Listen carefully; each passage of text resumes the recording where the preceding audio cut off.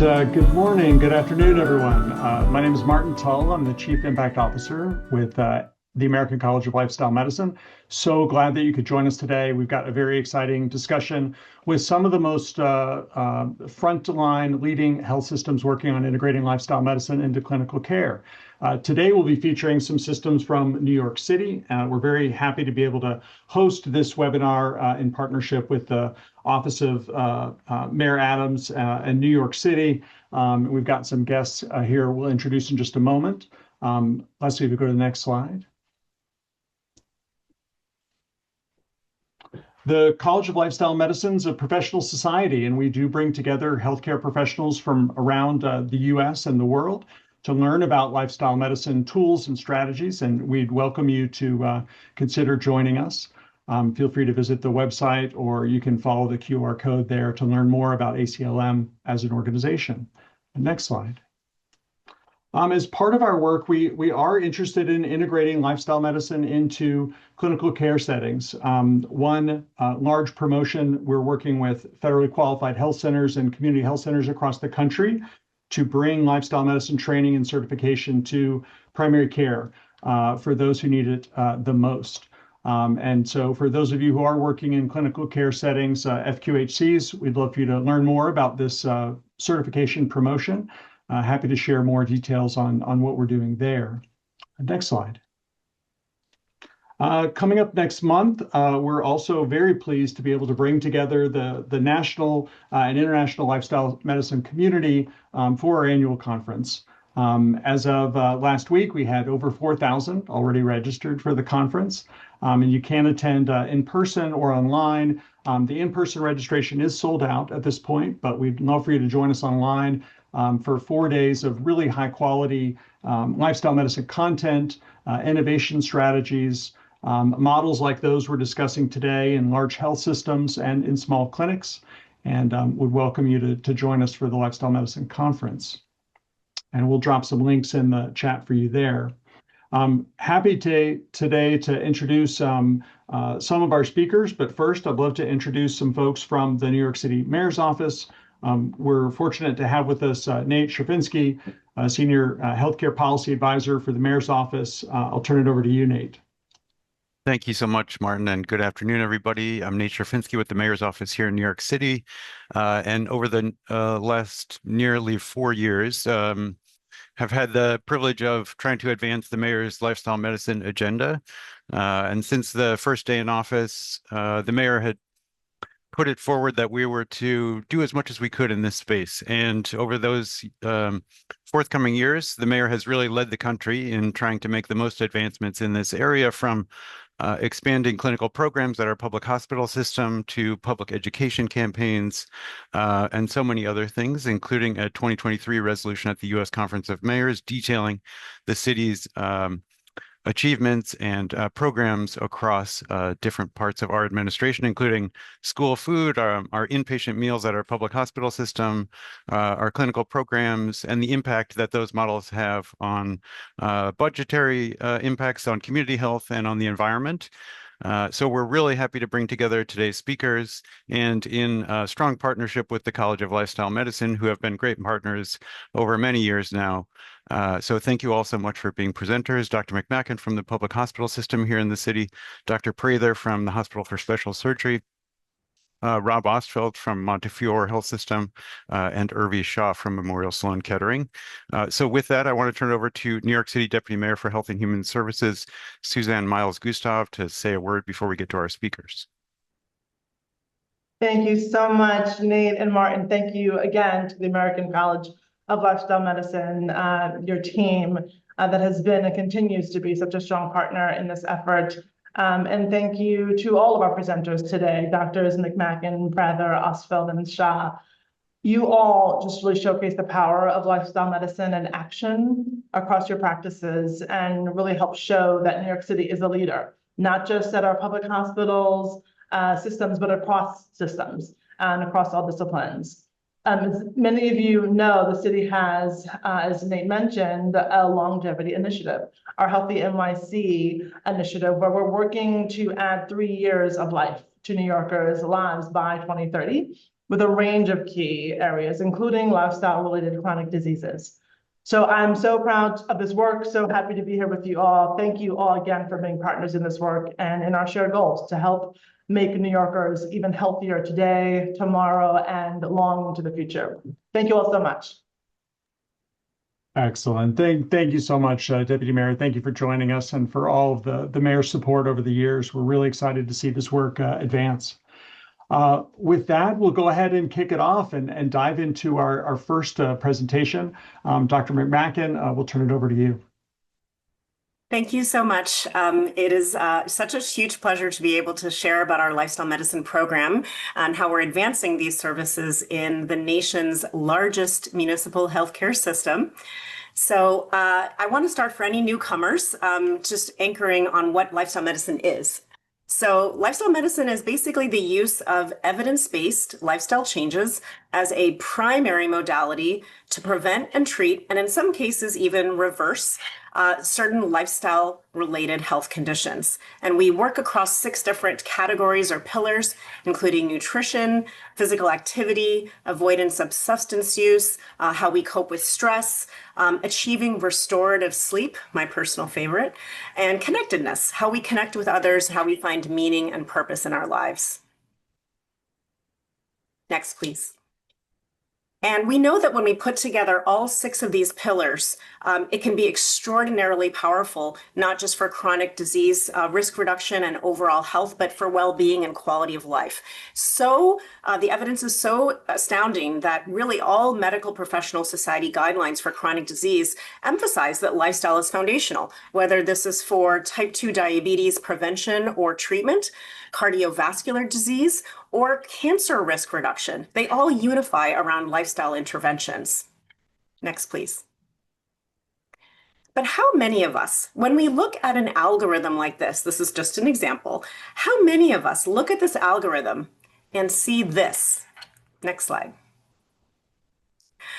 I know if you're like me, in the first 10 years of my practice as a primary care internal medicine physician, I did not see that line about lifestyle intervention. I went straight for the medications. And I think it's a huge missed opportunity because our patients, my experience is our patients want to understand how they can actually help achieve their own optimal quality of life and wellness. And that really does require a lifestyle intervention, even if pharmacotherapy is also used. Next slide, please. But of course, it's not just about each patient's individual choices in a vacuum. Everybody lives in a context. We have to look at that. So patients, many of my patients and many of your patients may be experiencing significant barriers to making lifestyle changes, even if they very much want to make those changes. Those can be structural barriers like access to education and healthcare, what kind of neighborhood a person lives in. Do they have a safe place to walk outside or to go outside?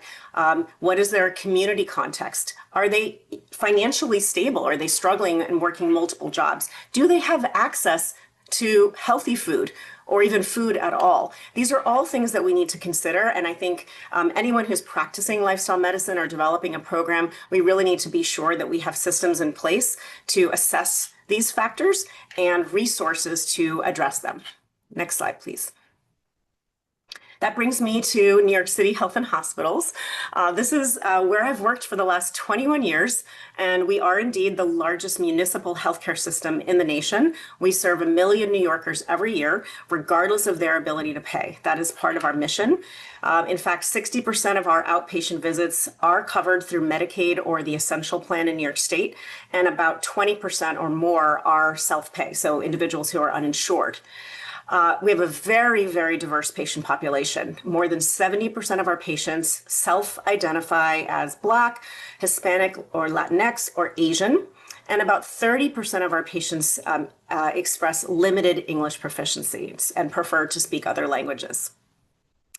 So it's in this context that back in 2019, I had the opportunity to launch a pilot lifestyle medicine program at Bellevue, which is one of the 11 acute care hospitals in the New York City Health and Hospital system. And we were extremely fortunate to be able to do this with support from the mayor's office in the city. This was at the time among the first of its kind. in a safety net setting, which we were very proud of. We had a very small but extremely passionate team, and we served adults who were living with type 2 diabetes and other cardiometabolic conditions. And what we found through a program evaluation was that there's a very high demand for our services. At one point, we had more than 850 people on a waiting list knocking on our doors to try to get an appointment in our program, which was amazing. We also found significant improvements in our patients' self-reported diet quality, physical activity, sleep health, and clinical improvements across multiple outcomes: glycemic control, lipids, blood pressure, and body weight, which was fantastic since this was just a pilot program for feasibility. Next slide, please. So fast forward 3 years to 2022, and we were extremely excited to announce, together with the mayor's office and with the mayor's office support, that we were expanding that pilot program to a total of 7 programs covering all 5 boroughs of New York. And you can see those 7 programs here spanning all of New York City. And this at the time was and still may be among the largest expansions of lifestyle medicine programming in the country. And we're doing it with a clear mission. That mission is that we want to reach communities who would not otherwise have access to lifestyle medicine services. We really wanted every New Yorker to have the opportunity to participate in lifestyle medicine if they wanted. Next slide, please. So again, very, very grateful that we receive financial support from the City of New York, which really allows us to serve communities regardless of their ability to pay. And in this expansion, we are not just adding more sites, we've actually increased the size of our interdisciplinary team, we've enhanced the services that we offer, and we've increased capacity because we know there's a big demand. We're still focusing on adults who are living with cardiometabolic conditions. And we get referrals from a couple of places. Most of them are from within our health system, but we've also allowed any adult in New York City to go ahead and self-refer. If they're interested, they can call our contact center and be screened for clinical eligibility. Next slide, please.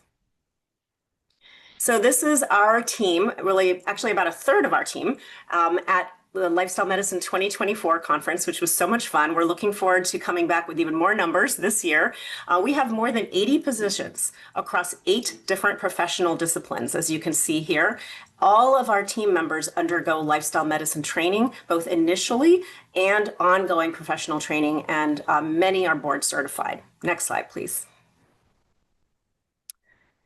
A special word about the community health workers on our teams. So these are individuals who are trained to address our patients' social needs and their barriers. That includes income supports, housing, legal aid, transportation issues, employment, training and job searching, and access to food, which, as we know, is a huge issue, not just in New York City, as you can see here, but really in many communities across the US. Our community health workers also help bolster our patient engagement, specifically around telehealth. So as you'll see, a lot of our program is run through telehealth, which is great because it means someone doesn't have to necessarily take an entire day off work to come in for a weekly group visit, which really is not realistic.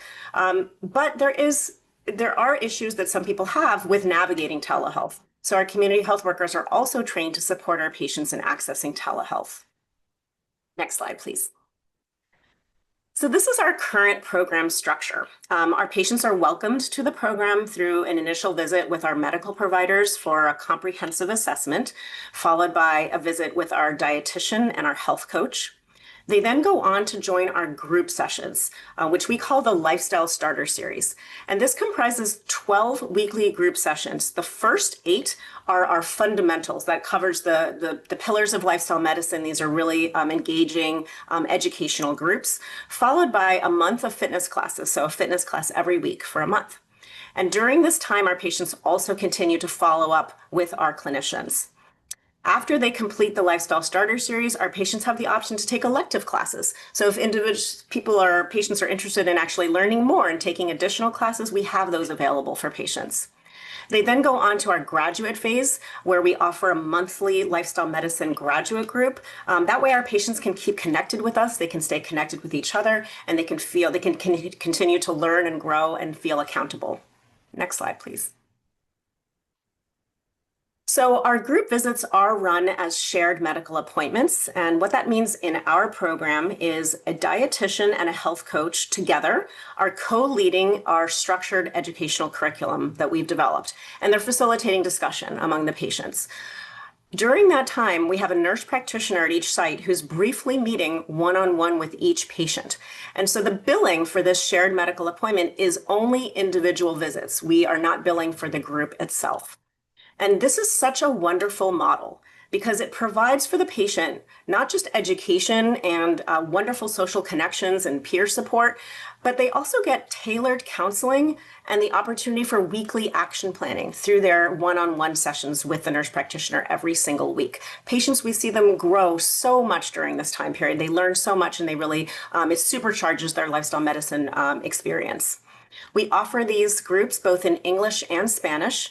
We do have recordings, which are HIPAA compliant, available for every session that we teach, because some of our patients fed back that while they love meeting with the nurse practitioner in that breakout, they don't want to miss any of the content because they love the content so much. So this was the solution for that. Each of our 7 sites has 4 to 5 group sessions every week. So right now we have a total of 34 groups running every single week. The majority are through telehealth, and 13 of those options are in the evening. So we're really trying to meet our patients' schedules where they're at. Next, please. So these are the fundamentals, the 8 fundamental sessions that we offer. You can see we have a really strong focus on nutrition in the first part. One of the favorite sessions patients always tell me is the from label to table, the nutrition label reading. They learn so much from that class. We talk about stress management, sleep health, fitness. There's a wonderful wrap up at the end. Next slide, please.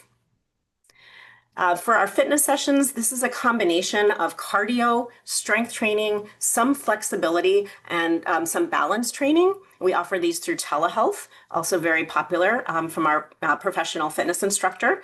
And then these are the elective sessions that we're offering. Mindful eating is a really popular class that people get a lot out of, but we have some really great content and more on the way. Next slide, please.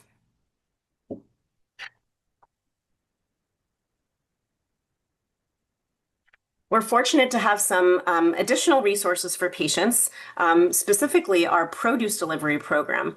So every patient in our program gets deliveries of free, fresh produce.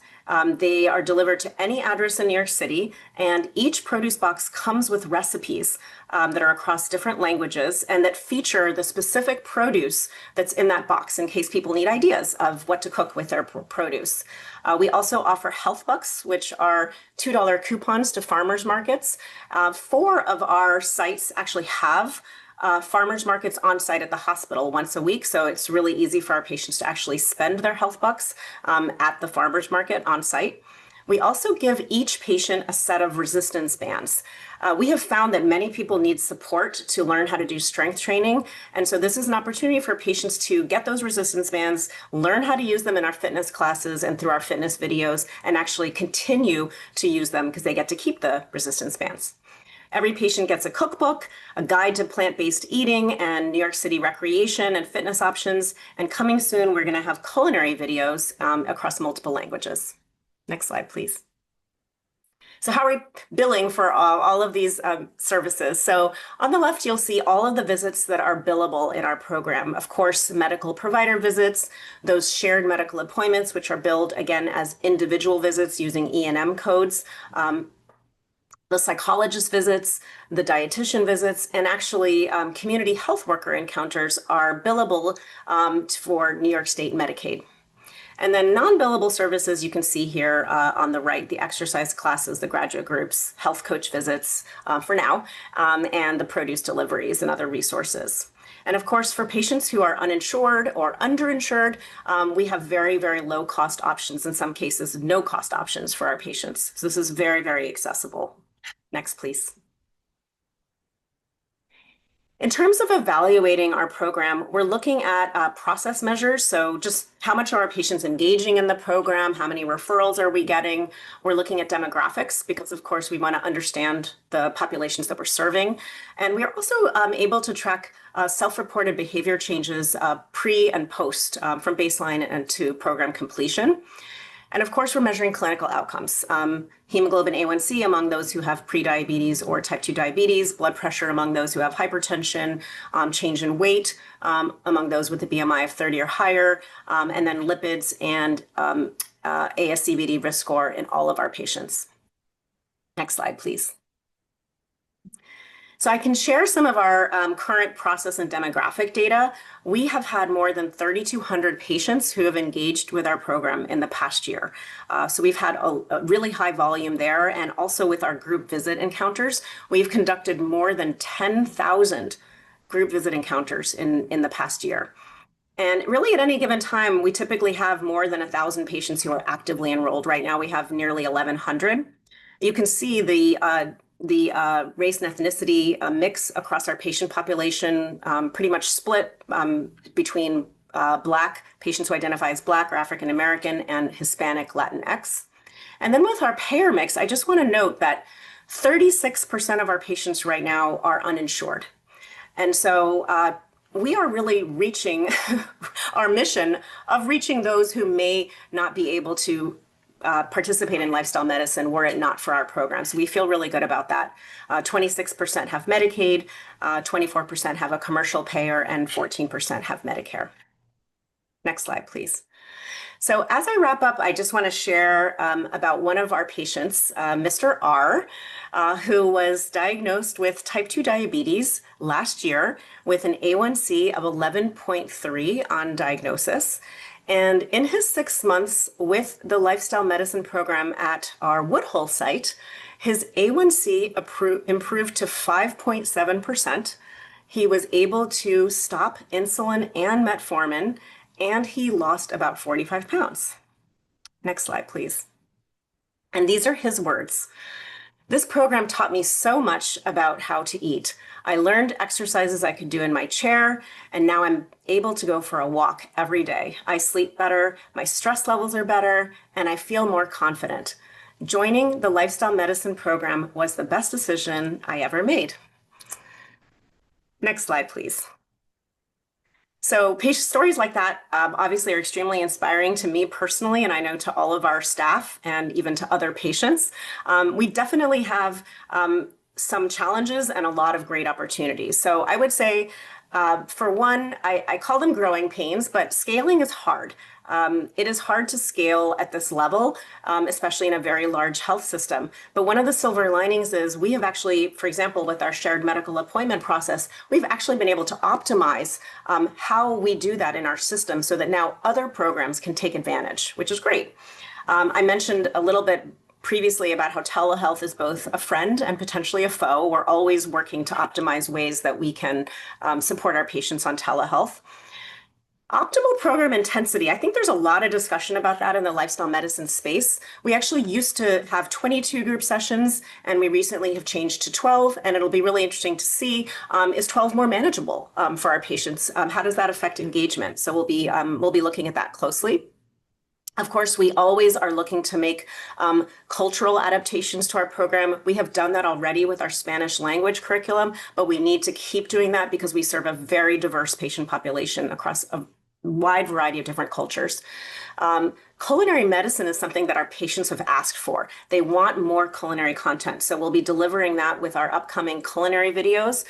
We will also be building out electives where we do live cooking demos, and we can record those, of course. One of our sites has a beautiful teaching kitchen, so we can even do some in-person demos there, and I think that will be really well received by our patients to make it feel very, very practical and something that people can do on their own.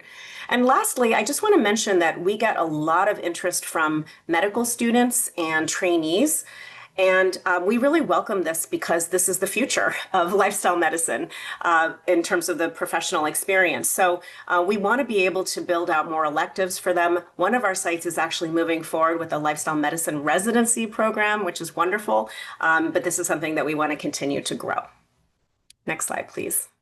Next and last slide. I want to thank you so much for your time. I want to thank the American College of Lifestyle Medicine and the Mayor's Office for all of the support. And these are a couple of QR codes if you would like to learn more about our work.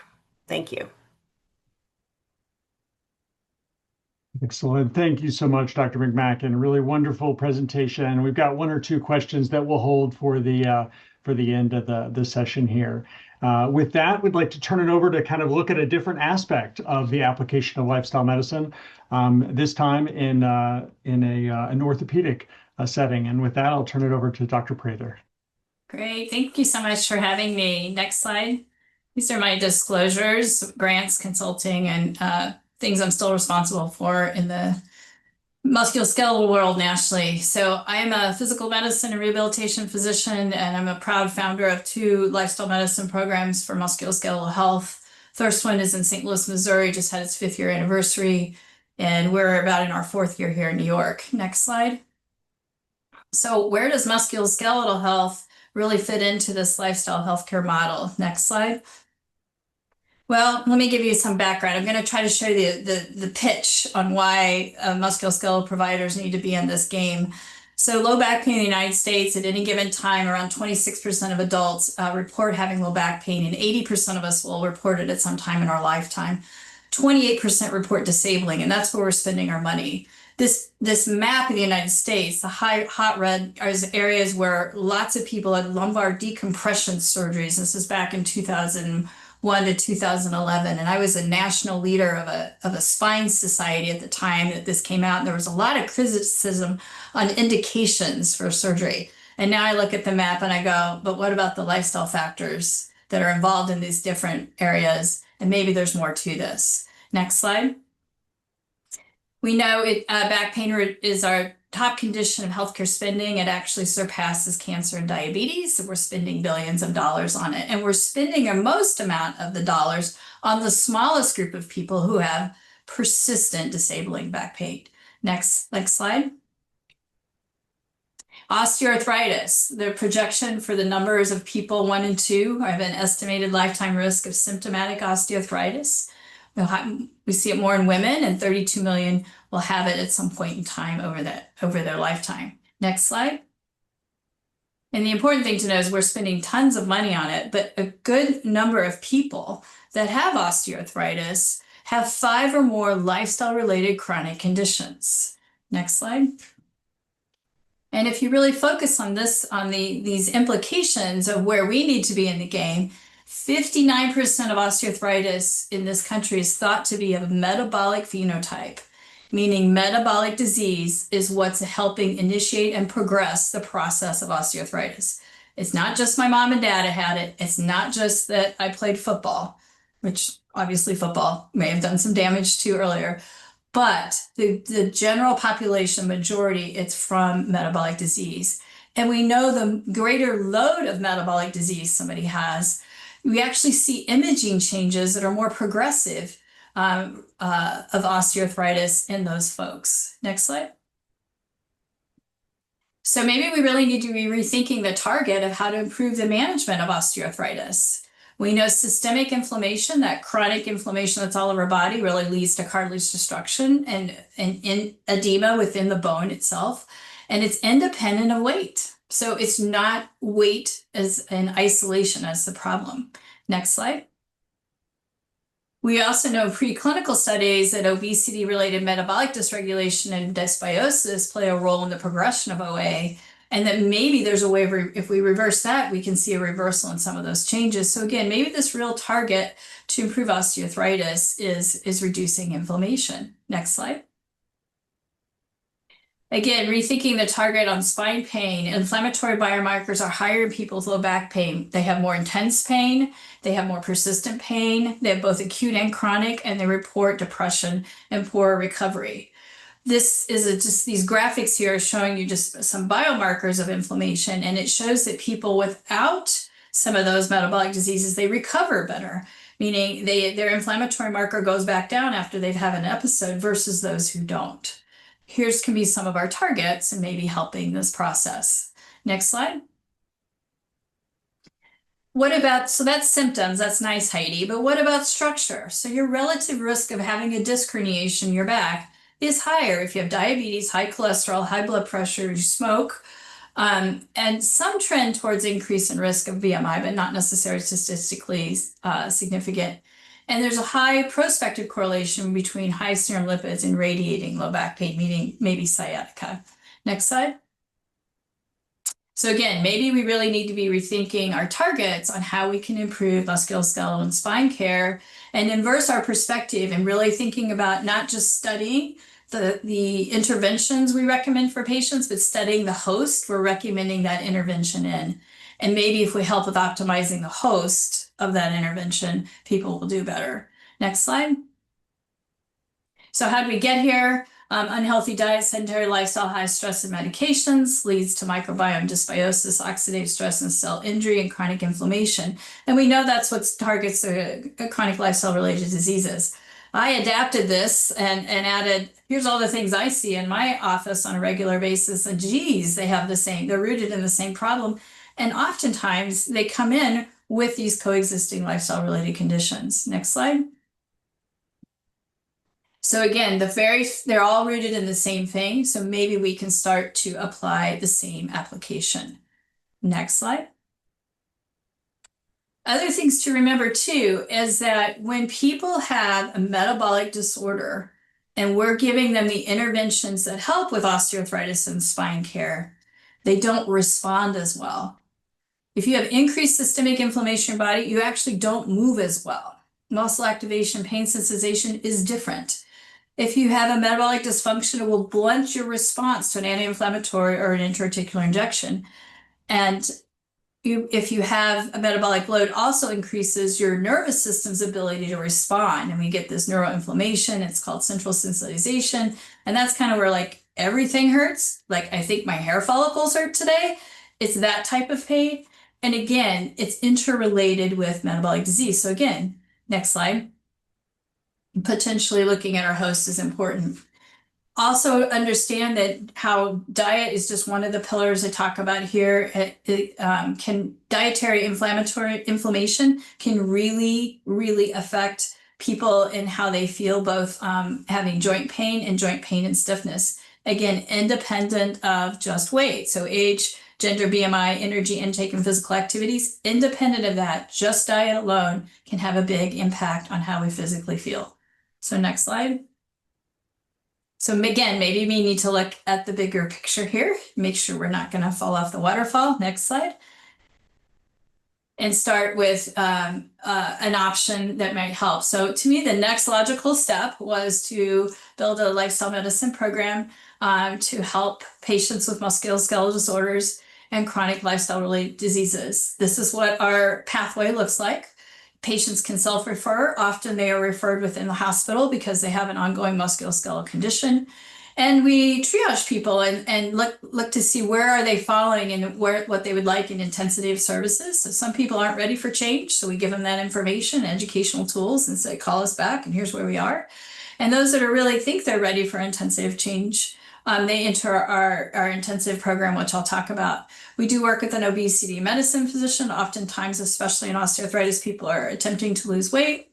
And I have a little data on that. Next slide. So this is what our intensive model care delivery looks like. Every patient picks their own path. So if you're interested in these things at this moment, this is what we start. We have work with an interprofessional team, including exercise physiology, physical therapy, dietitians, weight management, smoking cessation. We have health coach. Our culinary medicine is distributed by the Center for Plant-Based Living, which is Karen Dugan and James Loomis, MD. They are virtual, and they provide a monthly culinary medicine for our program. We work with the company called Nudge, which is a virtual program on behavioral health. And our patients who enter our intensive program can receive 2 sessions one-on-one of independent counseling virtually, as well as other programmatic things. And for folks who are interested in bariatric surgery, we do have a close relationship with the bariatrics of New York City that helps us with getting patients access. We work with care navigators, which are actually our biggest resource use is our care navigation. They call a patient every 3 weeks and connect with them. And then we have a care coordinator that helps them schedule all of these things. We do not have any expectation that the patient has to be responsible for that. Again, 97% of this program is virtual. We have a hybrid session on Saturdays where patients can come into the city and we can do things in person. Next slide.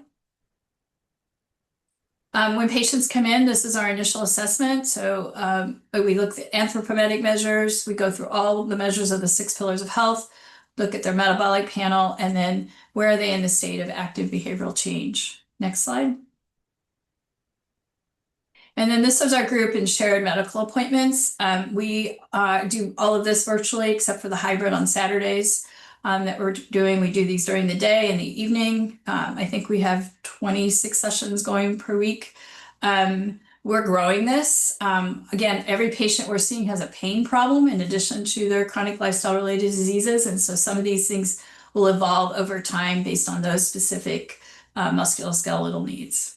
I can tell you on ours, a big popular one is book club. You don't have to buy it. You don't have to check it out. You actually don't have to read the book, but you can come to book club and they pick the book. We also, mindfulness and breath has been a really big hit. We're using some acupressure for pain relief with that.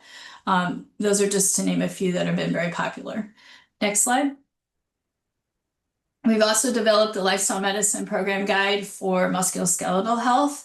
As to, it was coming out as a quick start guide, but it got a little long. So it's a guide, and every patient in our program gets it. It goes through the 6 pillars, how it relates to your musculoskeletal health, things you should be looking out for. My culinary medicine experts were my partners in crime in writing this with Jim Loomis and Karen Dugan. We have recipes, we have QR codes that shows small videos on kitchen skills. Again, things to jumpstart people into this. We've raised awareness within our own system. And we have a site-wide, we're in 4 states. We have an initiative where we have journal club every 8 weeks for anyone that wants to be involved in HSS. Every educational material we give to our patients is on our website, but we've also placed it in our internal website so other practitioners can either learn about it for themselves or utilize it with their own patients. Next slide. So here's one patient's journey. 65-year-old female with low back pain and severe knee arthritis seeking a total knee replacement. When she came and met with us, her BMI was 42.8. She was pre-diabetic and vitamin D deficient and didn't know it because we screened for that. And she found that out. Her activity minutes per week were 0 and her average pain was 7 out of 10. She came to the program and she did one-on-one visits with our lifestyle medicine providers and group visits. She saw the dietitian 4 times, went to physical therapy once and 3 health coach sessions. And at her 8-week mark, she had lost about 10% of her body weight. Her hemoglobin A1C had normalized, her vitamin D had normalized. She went from 0 to 100 physical activity minutes per week and her pain average was 2 out of 10. Next slide. We've published on this. We think we are the first preoperative group to use a standardized interprofessional lifestyle medicine approach to health optimization prior to surgery. And very proud of those results and are building on them now. Next slide. And so from that cohort, you can see that 74% of the people lost weight, average numeric pain rating score. So our average score of improvement on pain from a scale of 0 to 10 was 3, which is a little better than a steroid shot at 2 weeks. So proud of that. 61% with abnormal hemoglobin Cs had a reduction. 37.5 had lowered their C-reactive protein, 77% lowered their cholesterol, and 69% improved their vitamin D to normal range. And vitamin D is really important for bones and musculoskeletal health, so it's something we screen for regularly. Next slide. Working with our partners on behavioral health, since adding one-on-one counseling, you can see our depression anxiety scores have markedly decreased 59 and 56% respectively. Insomnia improved scores by 30% and pain scores down by 42%. And these are people that are engaging in one-on-one counseling. It's our first cohort that went through. Next slide. Proof of concept, the lifestyle medicine for health optimization prior to surgery actually mitigates a health risk. Now we know we got them better by the end of the program, but did it make any impact on how they did in a post-operative period? So we looked at 154 patients who came through the intensive program and compared them to 128 patients who really weren't interested in change at the time that we saw them, even though they were given information. We looked at all their baseline characteristics. Everything's the same population, same ages, same surgery, same surgeons, same level of comorbidities. Next slide. And what we found was that people who participated in our program had less infection and less persistent pain in the first 90 days after surgery. And why is that important? Well, healthcare savings happens when we have less infection. Better outcomes happen if we have less infection, and better overall health. We know persistent pain is a really big problem, particularly in total knees. And so this program in its intensive form helped lower that. We were working really hard to show that this model works in musculoskeletal health and been working hard on our publications. Next slide.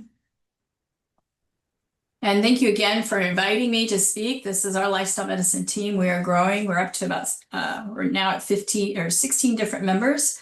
And we have plans for expansion for different types of musculoskeletal problems and tailoring our program to meet the needs of those patients. Thanks again for having me. Fantastic, Dr. Prather. Thank you so much. Really amazing insights there. It's going to be great to see the diversity of content today. We'll kind of be looking at primary care, diabetes. We looked at orthopedics and surgical care. And now we're going to be transitioning over to a little bit more of a cardiology focused conversation. Dr. Ostfeld, with that, I'll turn it over to you to kick off your presentation. Well, thank you so much. Can you hear me okay? Yep. You're great. Thanks. It's a real honor to be here with y'all, and it's just incredible the work that ACLM is doing to move forward plant-based nutrition and health in general. So thank you so much for having me, and it's wonderful to be here with the other speakers as well. So Confessions of a Reformed Cardiologist, that's me, a plant-based diet and your heart. And so I've been a cardiologist now for a long time, and outside of a medical emergency, like somebody gets shot and has to be put back together again, I've honestly never seen anything come close to the breadth and depth of benefits that a plant-based diet provides. And our program started 15 plus years ago, has clinical arms with both outpatient and inpatient arms. It has a research arm and an educational arm. And hopefully I'll have time to dive into those a little bit more. So next slide. These are my disclosures. Next slide. Okay, so somebody changed up my slides. But so I thought I'd start with a case that we saw pretty early on in our program and helped me realize that we were on a pretty good path. So this was a 60-year-old gentleman who started having chest discomfort even when he sat still, but usually walking a couple of blocks. And in that milieu, he went to go see his primary care doctor.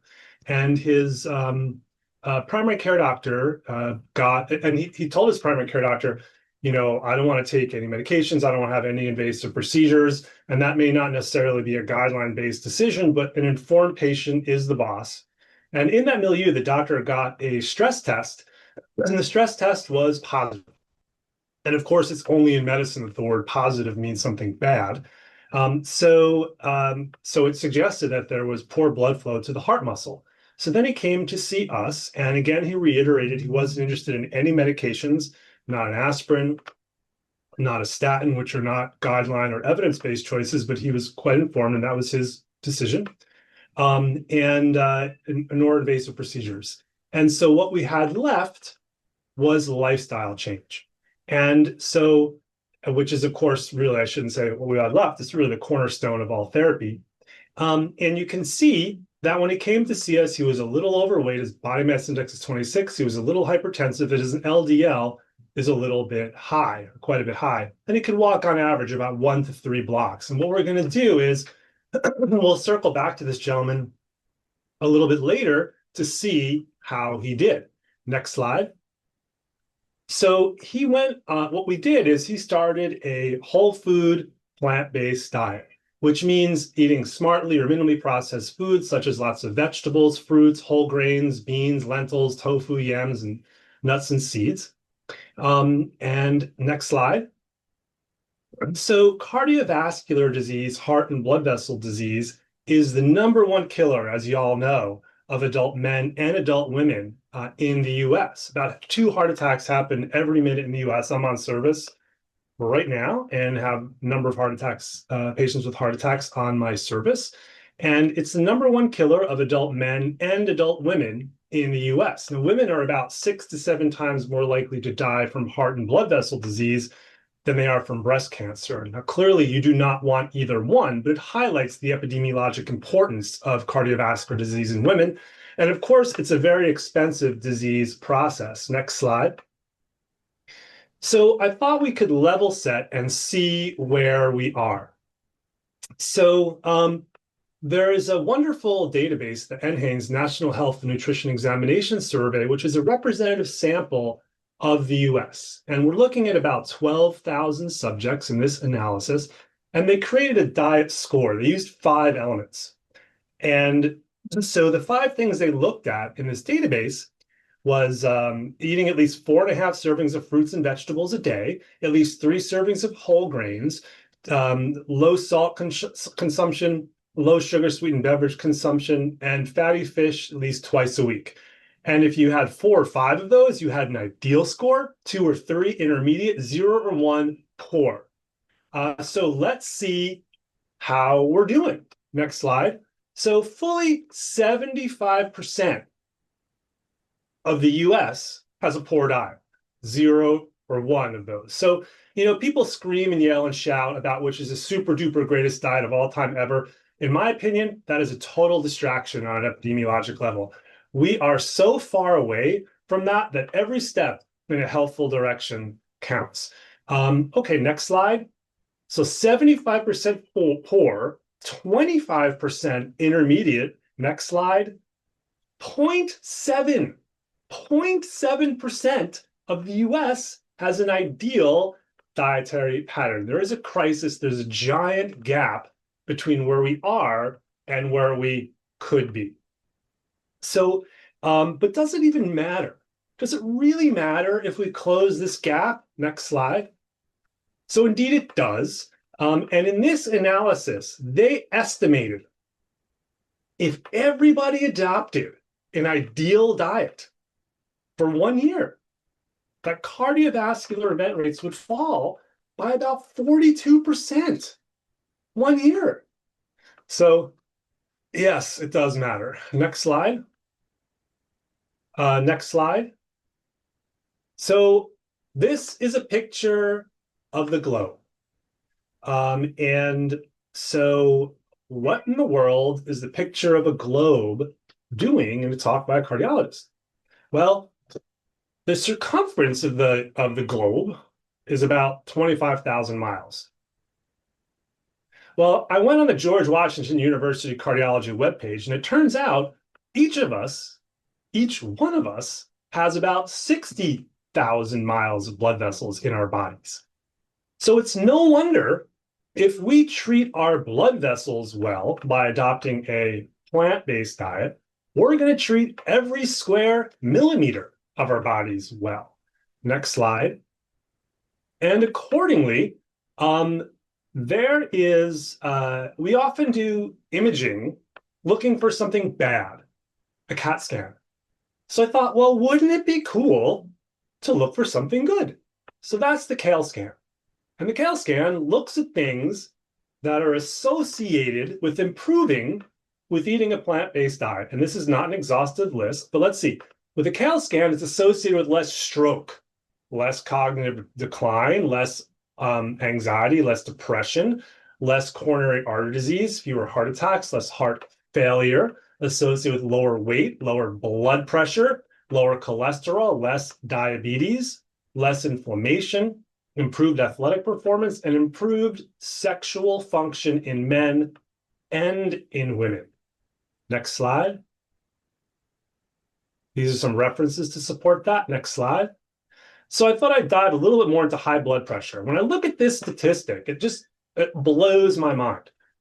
So from Framingham data, I always have to look it up again because I think I wrote it down wrong or something. So from Framingham data, if you're a 45-year-old adult in the US, your lifetime chance of developing high blood pressure is something like 90%. 90%. But you know what? It turns out that doesn't have to be a fait accompli. there is a wonderful population. If you haven't read about them, I'd recommend you look at an article in 2017 in Lancet about the Simane people. And they're an indigenous population in the jungles of Bolivia. And they have the lowest rates of heart disease ever recorded in the medical literature. Their vascular age, pound for pound, is about 25 years younger than people in the multi-ethnic study of atherosclerosis, which is the MESA cohort here based in the US. 25 years about. So anyway, their diet is about 72% whole grains, like tubers and things like that, 72% carbs. Carb is not a four-letter word for them. It is about 12% fat and about 12% animal protein. And they're literally catching wild monkeys. So probably the healthiest animal protein you'll ever find. And they're extremely active. I mean, 11, 12 hours a day. They're an indigenous population of physical activity. So in this analysis, they looked at about 670 people, and 5% of them had high blood pressure. And if you look at the group that was 75 to 94 years of age, of which there were 48, in the US, that's about a 90% rate of hypertension. There, it's 8%. 8% of them had high blood pressure. So it's not a fait accompli. Next slide. I thought I'd dive into a little bit more with mortality. This is fruit and vegetable intake and mortality. It's results from 2 prospective cohorts of US men and women and a meta-analysis of 26 cohorts from across the globe. And they asked, if you eat just 5 servings of fruits and vegetables a day versus 2, does it do anything? Well, in this analysis, it's associated with a 13% lower hazard of death. So yeah. And then when they looked at cohorts around the globe, ranging with almost 2 million people from 29 different countries across the globe, the same 13% reduction, 5 versus 2, remarkably consistent. Next slide. And along the lines of every little bit counts, we don't have to have perfection be the enemy of good. In this analysis by Dr. Song, looking at 130,000 people with 3.5 million person years of follow-up, and you follow me for 1 year in a study, that's 1 person year of follow-up. And they asked, if you replace just 3% of your calories from animal protein with 3% of calories of plant-based protein, is it good? Is it not good? In this analysis, it turns out it's good. If you replace just 3% of your calories from processed red meat with 3% of calories from plant-based protein, that's associated with a 34% lower hazard of death. Unprocessed red meat, 12, poultry, 6, fish, 6, eggs, 19, dairy, 8 in this cohort, all significant. Next slide. So circling back to our guy, our patient, 6-year-old male with chest discomfort, sometimes even sitting still, so he adopted the whole food plant-based diet, and you can see after about 3 or 4 months, he lost a good bit of weight. His BMI went down to the normal range. His blood pressure normalized. His LDL cholesterol fell a lot, and he could walk about a mile. He stopped because of chest discomfort. Next slide. Fast forward about a year, and his blood pressure is still good. In range, his LDL fell a little bit more, and he could jog about 2 miles. And I bumped into him just before the pandemic, and he jogs about 4 miles and stops because he gets bored. Next slide.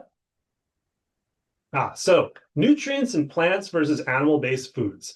So in plant-based foods, these are equal parts tomato, spinach, lima bean, peas, and potatoes. And animal-based foods are equal parts beef, pork, chicken, and whole milk. So if you look at cholesterol, you don't need to eat any. Your body makes all you need. Protein, oh my God, my muscles are going to fall apart tomorrow. You don't have to take my word for it. You could take Patrick Baboumian's word for it. Patrick Baboumian is vegan, and as I'm sure you all well know, he is also the world's strongest man. And how do I know that? Because he won the world's strongest man contest. That's how I know. Dietary fiber, your constipation will go away. Beta-carotene, it's subtle. And you can see the nutrients line up favorably across the way. Next slide. So I thought I'd talk a little bit about erectile dysfunction, as I've been focusing on it a little bit more, and it's been an area of research interest for it as well. In the research arm, we have 2 randomized controlled trials going on looking at the impact of dietary pattern on erectile function in young, healthy men.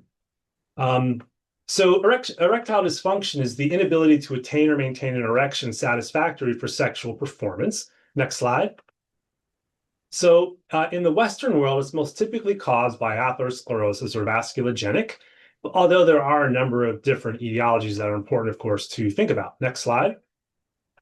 It's quite common. This is a study from 1994, and you can see that about 70% of men in their 70s have it, but I think it's a good bit higher than this across the board, just because people aren't all that comfortable talking about it. And I see it more frequently in my clinic. Anecdotally. And we call it the canary in the coal mine for heart disease because typically by the time you have ED, or atherosclerosis in the artery to the penis, you typically have some subclinical atherosclerosis in the blood vessels to the heart because the arteries to the penis, the artery to the penis is smaller than the arteries to the heart.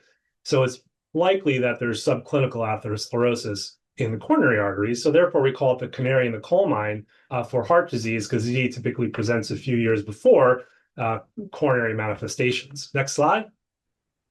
It's a suboptimal to have, and this prospective cohort having it was associated with a 40% greater hazard of mortality versus not having it. Next slide.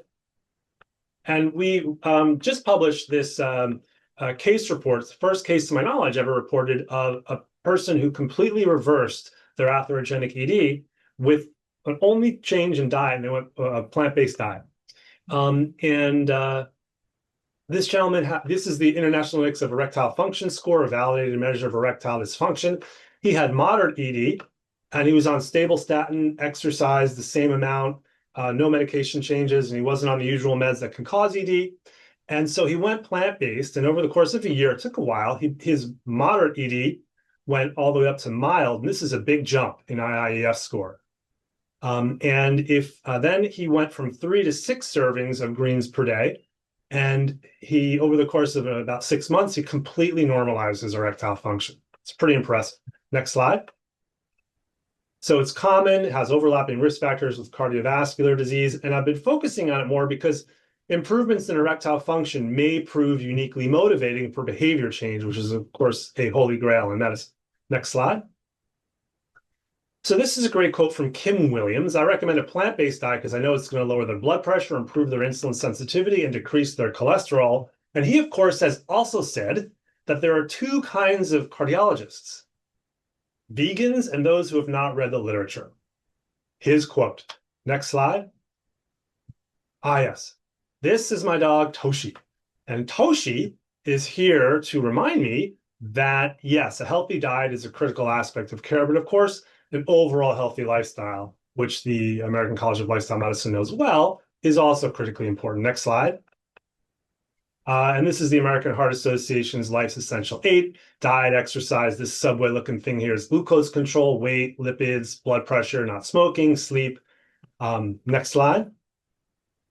And I went to the American College of Cardiology conference for cardiologists. So I'm like, I can't believe this is actually happening. So I took the picture. Nobody takes the stairs. So we have work to do as well. Next slide. So as part of our program, so I'm not quite sure how much time I have, so just tell me to stop when I need to stop. Our clinical arm has outpatient and inpatient aspect. The outpatient arm, we see patients in clinic, do the usual cardiology assessment, and also weave recommendations about dietary change into that. And we give them handouts that help direct them toward consuming more plant-based nutrition. I try to gamify it a little bit, have them get a certain number of points each day. And we try to track those over time. We also have Saturday morning sessions periodically for about 2.5 hours where we dive into the why and how of plant-based nutrition, where I'll speak for about an hour. A registered dietitian, Lauren Graff, speaks for about an hour. We have about 30 minutes of Q&A, and there's no charge for patients or the family members to join that. that's kind of our outpatient arm in a nutshell. The inpatient arm, we have a number of things. We have plant-based meals that we created in our system many years ago. They're also served in the cafeterias, which do sell very well, I'm told, by food services. And then we also have the documentary film Forks Over Knives playing on continuous loop on one of the educational channels. And you can watch all kinds of other channels, but if you want, you can direct the patient toward Forks Over Knives. Now, we're not ordering the plant-based meals as much as I would like in our system. So we recently created a 15-minute educational video about the why of eating more healthfully and how specifically to order the plant-based meals at Montefiore. And that's going to become either required or highly, highly encouraged viewing throughout our system for probably up to around 20,000, actually maybe 20,000 people. I'm not sure exactly the number, but for PAs, house officers, medical students, attendings, nurses, et cetera, throughout the system. And we'll track that to see what kind of impact that has on ordering the plant-based meals. And our research arm, of course, there's some review articles and position statements, QI projects, and our big stuff are the 2 randomized controlled trials. And if anyone knows of a young, healthy male in and around the Bronx, please send them our way. We're still actively enrolling in 2 trials. In our educational arm, opportunities such as this, and where we teach medical students, our cardiology fellows. I should say one other thing that's pretty cool in our inpatient arm is that we have our cardiology fellows put the comment, does the patient consume at least 5 servings of fruits and vegetables a day? Yes, no, deferred, right above assessment and plan in their consult notes. And, for good real estate, of course, and you all know what I mean. And the reason we put that in is so that the fellows know it's important, the patients will know it's important, and of course, anyone who reads the cardiology note will know it's important. And then fellows and residents and stuff, they go on and graduate and go all over. So that's our program in a nutshell. We wrote an article in the the International Journal of Disease Reversal and Prevention some years ago, where we meant it as a how-to for our how we did the inpatient plant-based meals. So you could find more information there should you be interested. And we created a cardio nutrition podcast with the American College of Cardiology with a number of bite-sized episodes about diet, Mediterranean, plant-based, keto, all sorts of topics along that. So thank you. It's a real honor to be with you all here today. Thank you very much. Thank you so much, Dr. Ostfeld. A really fantastic presentation. We're going to shift over to another topic and look at how we can touch on the implications for cancer utilizing lifestyle medicine strategies. With that, I'd like to introduce Dr. Shah and let you take it away. Thank you, Martin. And it's really an honor to speak to you all and share our work at Memorial Sloan Kettering Cancer Center around cancer care. Next slide, please. These are my disclosures. Next slide. So I'm going to speak about 3 broad areas, some of the dietary intervention trials that I am leading around nutrition in cancer. And then the next part will be exercise interventional trials by Jessica Scott, and then integrative medicine trials and services by Dr. Mao as well. Next slide. So what food or supplements can I take? I think you all must realize, especially in cancer care, it's probably the most commonly asked question by patients and the least likely to be answered by hematologists and oncologists. And so I think lifestyle medicine research and infrastructure in cancer especially is an unmet need, and probably we're a little behind other specialties, as you've already heard from, in terms of bringing this evidence to the forefront. Next slide. So I'm going to start with speaking. Unfortunately, the colors of the slides have changed, so bear with me, and it's all moved around, but we'll go through it. Given early detection as hematologists and oncologists, we have an opportunity for cancer prevention. So we have these pre-cancer states that we often see patients for, such as monoclonal gammopathy and smoldering myeloma. This is for a blood cancer called multiple myeloma. And these patients are told there's nothing to do, watch and wait until you get the blood cancer, or if you do, then we will treat you. But that can be unnerving and stressful for patients. And we know as the disease progresses, there are progressive genomic alterations, but also progressive immune function issues. And these immune dysfunction and genomic alterations are probably what drives cancer progression. So if we can, through modifiable risk factors, affect immune function, maybe could we tilt the scale to development of this blood cancer and maybe reduce risk for it? So this disease state provides a good opportunity to study this. Next slide. So the Nutravention trial was the first study we started in this space quite a few years ago now. And this was a single-arm, single-center study with 20 participants with an elevated BMI, an MGUS, and smoldering myeloma who are not on treatment. What you can see is they got 12 weeks of high-fiber plant-based meals. We actually shipped them lunch and dinner through a company that we partnered with, Plantable, and 24 weeks of coaching. We followed them for a year, and we looked at feasibility, but also other endpoints. Of note, we did not calorie restrict them. They could eat to satiety as long as they were focusing on these healthy foods. Next slide, please. So we looked at different aspects of the disease and biomarkers. So thinking about dietary adherence, at baseline, their calories, only 20% of their calories were coming from unprocessed plant foods, as you can see in the first box, but on intervention, it improved to 92%. And even 1 year later, after us stopping the intervention, it was high at 60%, so much better than where they started. Their weight, they had about a 7% reduction, as you can see, and that maintained 1 year later too. And global health status, which is a marker of quality of life overall, you see an improvement in that over time as well. Next slide.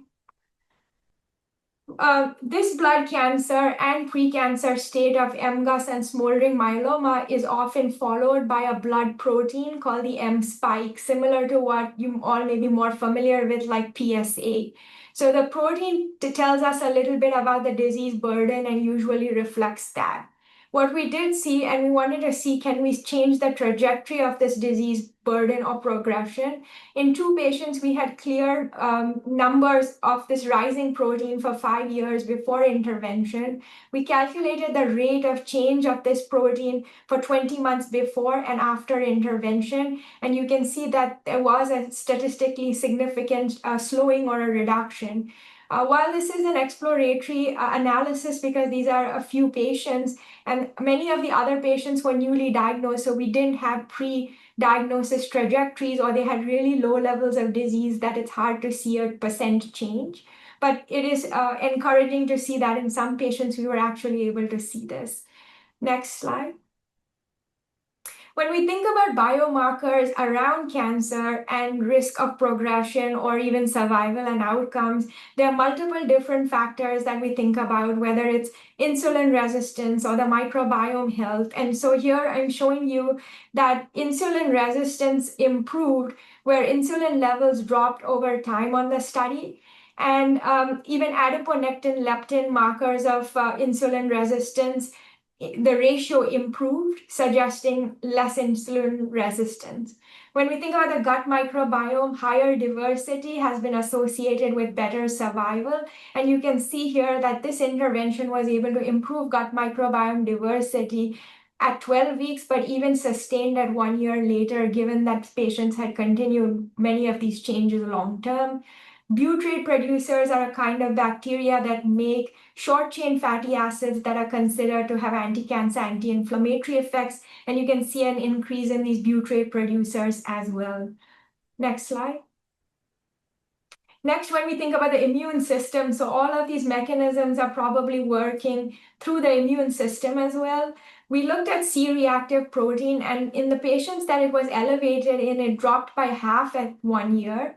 And neutrophil count, where basically less inflammation, you see neutrophils dropped at 12 weeks as well. When we looked at immune subsets, or how does the immune system and different immune cells in the blood change, what we do see is that classical monocytes, which are considered anti-inflammatory, increased, and the non-classical, which are considered inflammatory, reduced. And moving on, next slide. So we also did similar analysis in the bone marrow, which we haven't shown you here, but we saw very similar microenvironment changes in the bone marrow immune cells as well, suggesting that this is not just an effect in the peripheral blood, but even in the bone marrow where these cells are made. Moving on, we have 2 nutrivention trials that are currently enrolling. So these are the next studies to that first pilot. And these studies are over half enrolled already, but these studies are looking at different interventions, diet and supplements on the microbiome in the first one. That's Nutrivention 2. And Nutrivention 3 is looking at a high fiber plant-based diet again with supplements such as curcumin and omega-3 in some patients. And we're going to look at the effect in a randomized fashion on MGUS, smoldering myeloma, and the microbiome as well. Next slide. We talked about studies in the prevention space. So before cancer develops, is it possible to delay progression? And how do we study this or think about it? And I showed you this in the model of multiple myeloma, one blood cancer. Thinking about it in the treatment setting, so along with standard therapies, can we improve survival or response or quality of life with therapies? So next slide. In this space, we are actually opening this study in the next week or 2. It is IRB approved. And what we're going to be looking at is patients with newly diagnosed multiple myeloma are going to be randomized. Both arms will get chemotherapy, which is the standard treatment, immunochemotherapy for 4 cycles. But half the group is also going to get a high fiber dietary intervention where we provide the food. And we're going to look at endpoints such as response, quality of life, as well as all the other biomarkers we just talked about in our other studies. This will enroll nationally in a decentralized fashion. And so if you have patients around this disease or you take care of them, please reach out and we can discuss further. Next slide. When we think about interventions in the survivorship space, so how does diet and lifestyle affect time to first relapse or even cure or remission long term? We've looked at this, next slide. In an observational study, so we were looking at how does this affect, how does microbiome and dietary features correlate with long-term response to chemotherapy or immune therapy in cancer survivors. These were patients, again, with a blood cancer myeloma on maintenance therapy with lenalidomide, a drug that is used for maintenance. What we looked at was the microbiome and features that were associated with sustained MRD negativity. And sustained MRD negativity is like the best kind of long-term response or complete response. And you can see that in turquoise, the patients that had sustained MRD negative were more likely to have higher stool diversity, higher butyrate producers, and higher butyrate concentrations. And then when we correlated this with dietary features such as the healthy eating index and dietary flavonoids, we see an association as well, suggesting that, next slide, please, that dietary patterns are affecting the microbiome, and through that, maybe through mechanisms like the immune system, we may have actually long-term disease control in cancer as well. And we've just completed the study in patients with myeloma as survivors, where 89 patients were randomized to either lenalidomide or daratumumab, so 2 different maintenance therapies, and a subgroup of them got a high fiber diet to see the interaction with immune therapies and dietary changes. The study has completed, and we're now in the process of analyzing the samples, and hopefully in the next year, we'll be able to actually look at it from an interventional aspect other than the observational data that we showed you just now. Next slide, please. So moving on to, in the interventional setting, thinking about exercise, Dr. Jessica Scott at Memorial Sloan Kettering, a colleague of mine, is doing excellent work in thinking about how do we optimize exercise for individual response. And when we think about the standard 150 minutes per week that is recommended, it works at a group level in the sense that we do see improvements. but there's a high inter-individual variability in response where only about 40% may actually see a response that we would consider at the threshold where we like. And so they are studying different dose intensities of exercise in different cancer populations. One of the studies that's ongoing is looking at breast cancer with 150 minutes versus 300 minutes per week. Another one is in GI cancers, looking at different durations, 90 versus 150 versus 300 minutes. And the third one is in adaptive versus standard. Next slide. Dr. Neil Iyengar and Dr. Jessica Scott have also developed in the breast cancer space a healthy living program where, as you can imagine, similar to nutrition, even exercise, very few patients and oncologists discuss this in clinic. And so only 20% of providers feel like they have time to discuss exercise. And for nutrition, we see similar reductions as well. And so this solution is a referral to the Healthy Living program that we have for breast cancer patients at MSK. And patients get referred to different providers around nutrition, physical activity, weight management, and all of these aspects together as well. Next slide. And then the third part that I wanted to briefly touch on is the work by Dr. Jun Mao, who is the Chief of Integrative Medicine at Memorial Sloan Kettering. And when we think about integrative oncology, it is a patient-centered, evidence-informed field of cancer care that utilizes both mind-body practices, natural products, and lifestyle modifications along with cancer treatments. Next slide. So Dr. Mao published this article in the Journal of Oncology Practice around integrative oncology and different aspects that can be used and what modalities can be used for symptom control, including acupuncture, massage, meditation, exercise, yoga, Tai Chi, and so on. Next slide. So at MSK, the Integrative Medicine Service works with patients on patient experience, quality of life, and clinical outcomes. We have multiple different modalities that patients can take part in, such as acupuncture, mind-body therapies, music therapy, massage, exercise, and counseling around dietary patterns. Next slide.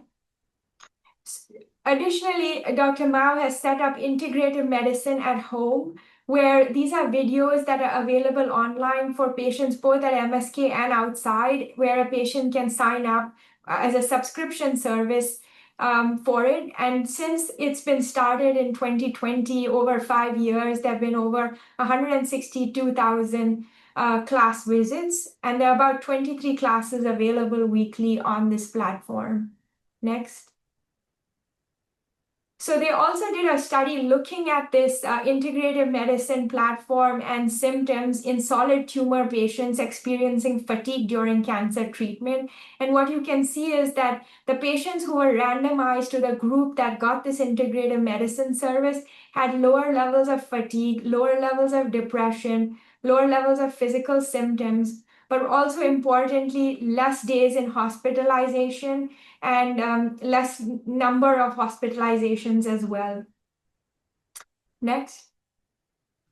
So with that, I'd really like to thank my colleagues and team at Memorial Sloan Kettering, as well as the patients that have taken part. Of course, research like this takes a village, and it's not an individual alone that can do it. And I'd also like to thank my funding sources, without which it wouldn't be possible.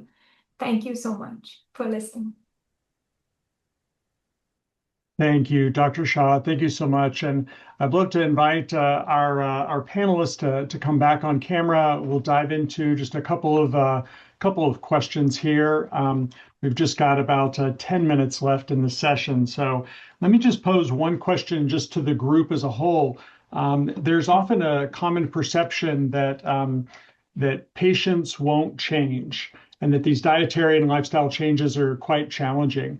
And it seems like all of you have been able to encounter that directly and be able to work through some of that. So just maybe Dr. McMacken, I'll start with you. Just any kind of quick observations on that perception and maybe how you all encounter that in your program.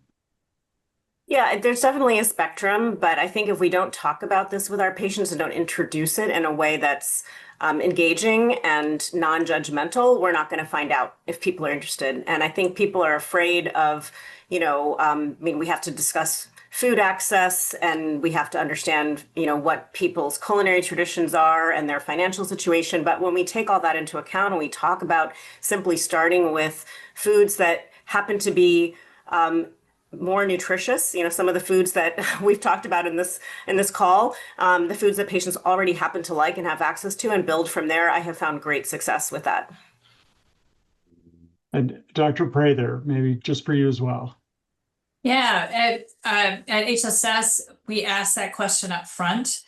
Some patients are sent to us because it's been recommended by their surgeon. And that can be a very hard thing because they're not sure why they're in the room with me, other than maybe they're overweight.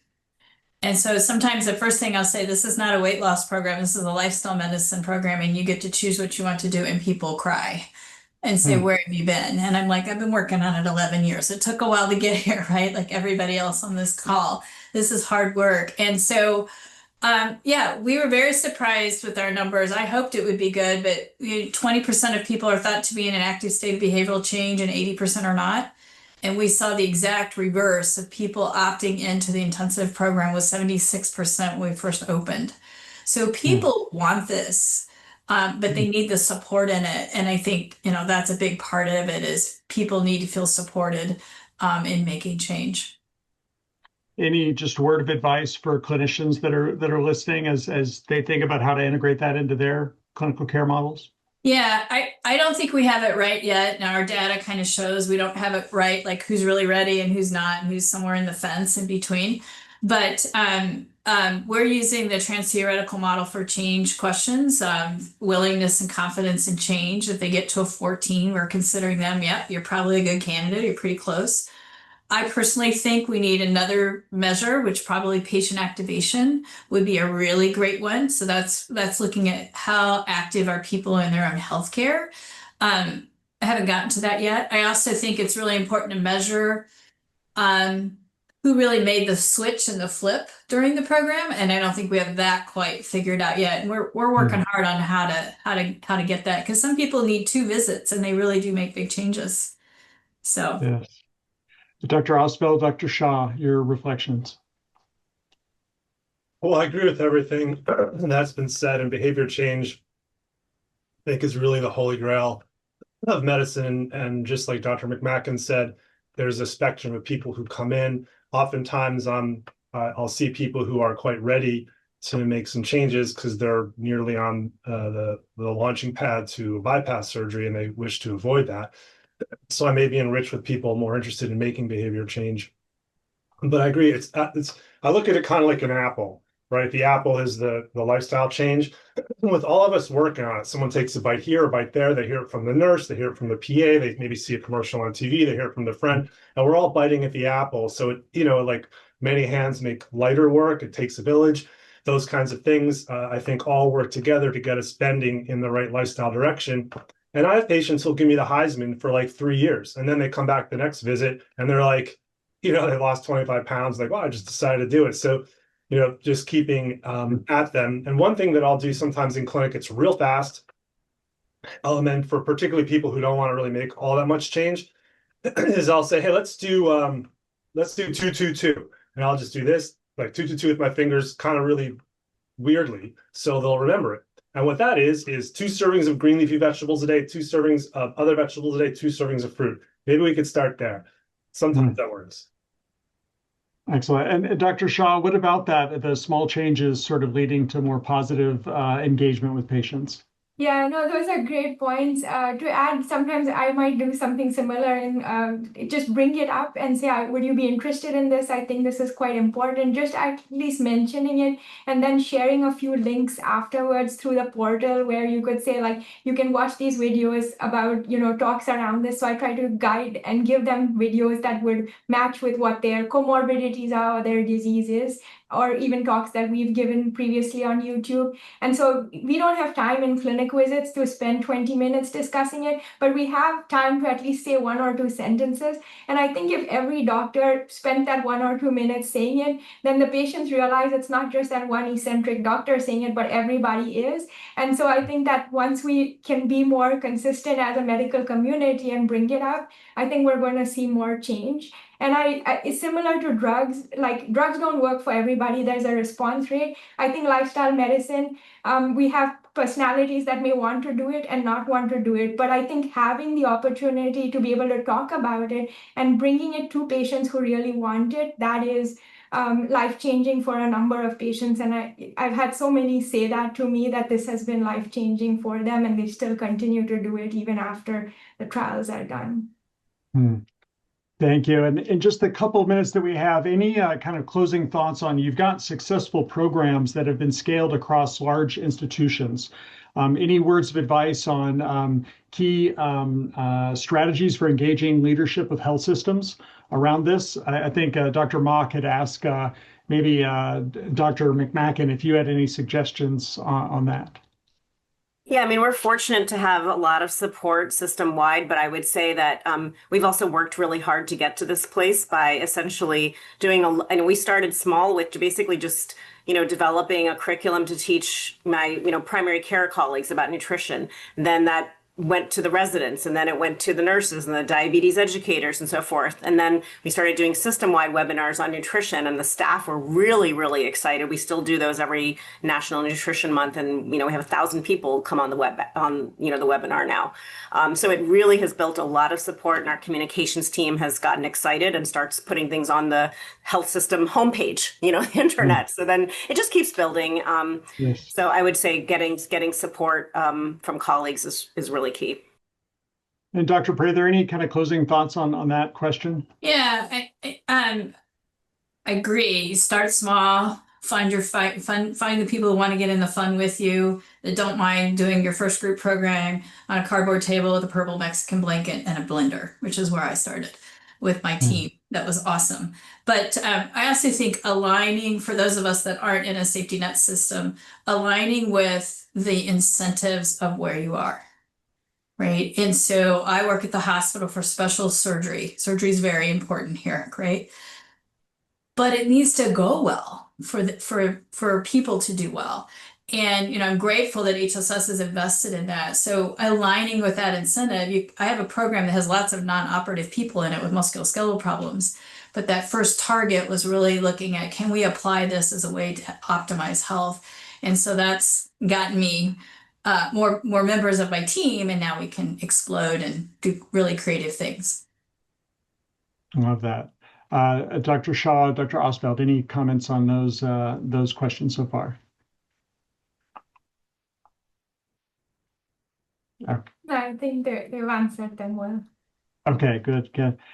We've just got a couple of minutes here. Let me see if I can pull up another question. Dr. Ostfeld, maybe just how are you thinking about some of the other biomarkers like cholesterol, particulate size, or inflammatory markers for kind of personalizing recommendations around heart disease?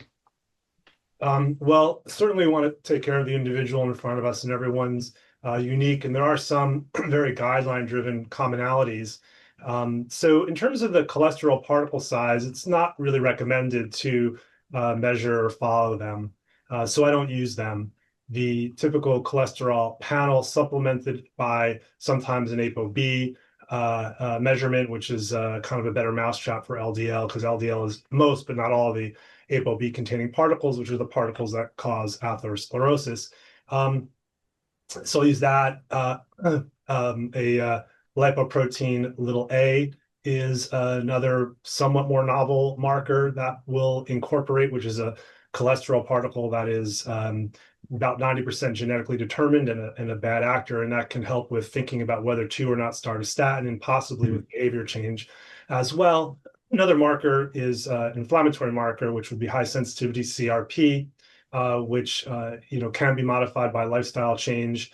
And also there's within cardiology some movement to use a medication to help lower that in certain situations. Thank you so much. And with that, we're going to have to close the webinar for today. Thank you so much for all of you who chimed in the chat. These are the kinds of questions that we'd love to help answer through the College of Lifestyle Medicine. Hope you can join us as a member, plug into some of the communities and resources there. I'd love to just thank all the panel today. Also thank the New York City Mayor's Office for joining us and helping to lead some of this work in New York City. And with that, we'll go ahead and close the webinar for today. The webinar will be recorded and available on YouTube here shortly. So thank you all so much for joining us. And thank you to the panel.